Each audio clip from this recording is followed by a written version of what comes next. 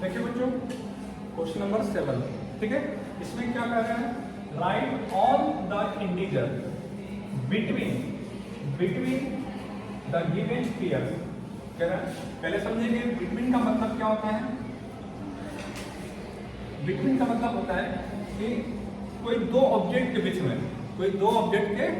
का जो बिटवीन आता है 2% के लिए। किसके लिए आता है? 2%। बिटवीन में क्या होता है? दो।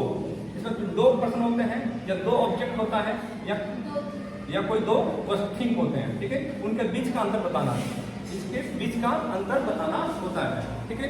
तो बिटवीन क्या बताता है? कोई दो वस्तु के बीच का अंतर, या कोई दो ऑब्जेक्ट के बीच का अंतर बताता है, ठीक है। ओके, समझ में आया? तो यहाँ देखिए, और कह रहे हैं यहाँ पर write them in the increasing order, और इनको हमें इंक्रीजिंग ऑर्डर में लिखना है, ठीक है। तो आपके सामने यहाँ पर 0 और 7 है, ये दो नंबर है ना, तो दो नंबर है, तो यहाँ पर बिटवीन क्या बताता है? दो नंबर के बीच में या दो नंबर के बारे में बताता है, समझ में आया? ऐसे एमंग आता है, एमंग क्या होता है?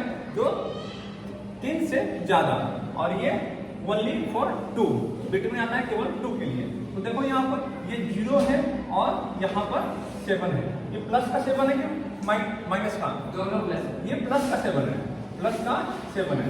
जो आप देखिए यहाँ पर एक नंबर लाइन होता है, ठीक है। 0 1 2 3 4 5 6 और 7। आपको ये लाइन ड्रॉ नहीं करना है, ऐसे ही आपको बस केवल नंबर लिखना है। तो इंक्रीजिंग ऑर्डर में लिखना है, किसमें लिखना है? इंक्रीजिंग ऑर्डर में। तो हमें इसमें 0 नहीं लेंगे और ना ही 7 लेंगे। क्यों? क्योंकि इन दोनों का बीच का बारे में बताना है ना, इन दोनों नंबर के बीच का नंबर लिखना है। तो हमें ये नंबर लिखना है, समझ में आया? हमें कौन सा नंबर लिखना है? ये। तो यहाँ देखिए, 1 से बड़ा क्या है? 2 से बड़ा क्या है? 3, और 3 से बड़ा 4 5 और 6। तो कितने नंबर? 1 2 3 4 5 6। समझ में आया? ठीक है, ऐसे ही देख लो, देखो तो इसके बाद नोट करना आप लोग, ठीक है। अब ये क्या है? -4 है, ये क्या है? -4, और ये क्या है? +4 है, सभी जानते हैं, ठीक है। तो देखो यहाँ पर एक नंबर ड्रॉ कर रहा हूँ, -1 -2 -3 और -4। ये प्लस का 1 प्लस का 2 प्लस का 3 और प्लस का 4। तो हमें क्या बताना है? बिटवीन, ये जो बिटवीन है, बिटवीन ये 4 -4 और +4 के बीच ये दो नंबर को हम लोग नेग्लेक्ट करेंगे, हटाएंगे।